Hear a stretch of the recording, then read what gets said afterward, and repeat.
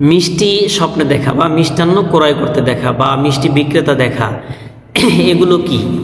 আপনি জিজ্ঞেস করেছেন যে মিষ্টি, আমি দেখলাম যে আমি কোথাও যাচ্ছি, তো মিষ্টির দোকানে আমি মিষ্টি ক্রয় করছি এবং সেখানে আরও মিষ্টি বিক্রেতা আছে, অনেক মানুষ আছে, আমি কাউকে চিনি না, কিন্তু সেখান থেকে আমি মিষ্টি ক্রয় করছি, আমি কোথাও যাচ্ছি। তো এই স্বপ্নের ব্যাখ্যা কি হবে? মিষ্টি ক্রয় করতে দেখা।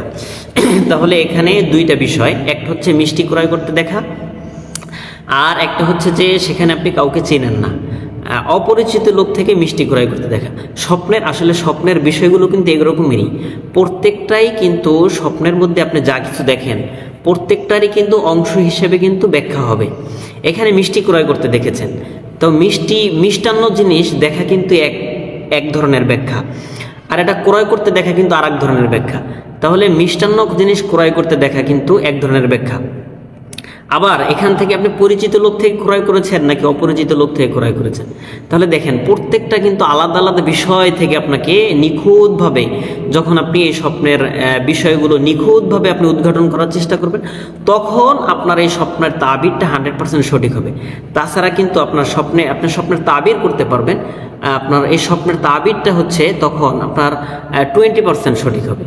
কিন্তু আমি যেভাবে স্বপ্নের তাবিরগুলো করে থাকি, ইনশাআল্লাহ আলহামদুলিল্লাহ, যে প্রত্যেকটা বিষয় আমি যখন আমার কাছে কেউ স্বপ্ন বলে লিখে পাঠায়, তখন আমি বলি যে আপনি সরাসরি সুন্দর করে একটা ভয়েস দেন, বা আপনি আপনার স্বপ্নকে ডিটেলস আকারে বলেন, যাতে আমি আপনার স্বপ্নের তাবিরটা সূক্ষ্মভাবে করতে পারি। এবং আমি আশাবাদী আমার প্রত্যেকটা স্বপ্নের ব্যাখ্যা, আমার প্রত্যেকটা স্বপ্নের তাবির 80% পর্যন্ত সঠিক হওয়ার সম্ভাবনা থাকবে ইনশাআল্লাহ তাআলা। 80% সঠিক হবেই ইনশাআল্লাহ, কারণ আমি যে স্বপ্নের তাবিরগুলো করি সম্পূর্ণ একটা স্বপ্নের ব্যক্তি এবং তার স্বপ্নের পূর্ণ বর্ণনা শোনার পরে আমি স্বপ্নের ব্যাখ্যা প্রদান করে থাকি। তাহলে বলেছি যে মিষ্টান্ন জিনিস দেখা, এটা কিন্তু মিষ্টি জিনিস দেখা বা মিষ্টি দ্রব্য দেখা, এটা কিন্তু হচ্ছে তার উত্তম চরিত্রের প্রতি ইঙ্গিত করবে। মিষ্টি যেরকম মিষ্টি ঠিক তদ্রুপ এটা তার উত্তম আখলাকের প্রতি ইঙ্গিত করবে, তার উত্তম জিনিসের, তার মিষ্টান্ন ভাষার প্রতি ইঙ্গিত করবে। সে যদি দেখে যে সে মিষ্টি ক্রয় করছে, তখন এই স্বপ্নের তাবির হবে হচ্ছে তার ভাষা দ্বারা, তার কথা দ্বারা, তার বয়ান দ্বারা মানুষ উপকৃত হবে এবং তার সাথে মানুষ সুলভ আচরণ করবে, এবং সে যাদের সাথে কথা বলবে তারা তার কথাকে অত্যন্ত সাদরে গ্রহণ করে নেবে। যেরকম মিষ্টি দেখলে কিন্তু মানুষ কি করে, এই মিষ্টিকে সাদরে গ্রহণ করে নেয়, ঠিক তদ্রুপ আপনি যদি দেখেন আপনি মিষ্টি ক্রয় করছেন, অর্থাৎ আপনি উত্তম ভাষার মালিক হচ্ছেন, ক্রয় করছেন মানে আপনি মালিক হচ্ছেন, তাহলে এটা হবে যে আপনি উত্তম জিনিসের মালিক হচ্ছেন, যেই জিনিসটা সবাই গ্রহণ করে নেয়। অতএব এই স্বপ্নের তাবির হবে যে আপনি কোনো জিনিস বললে বা কোনো জিনিসের আদেশ করলে মানুষ এটা সহজে গ্রহণ করে নিবে, এবং এটা হবে উত্তম আদর্শের একটা উপমা।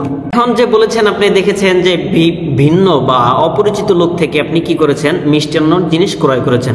মিষ্টান্ন বা হালুয়া জাতীয় এই ধরনের জিনিস যদি আপনি দেখেন যে আপনি ক্রয় করছেন, তাহলে এই স্বপ্নের তাবির হবে হচ্ছে আপনি ওই অপরিচিত কোনো ভাজন থেকে আপনি কি করবেন, উপকৃত লাভ করবেন, আপনি ফায়দামন্দ হবেন।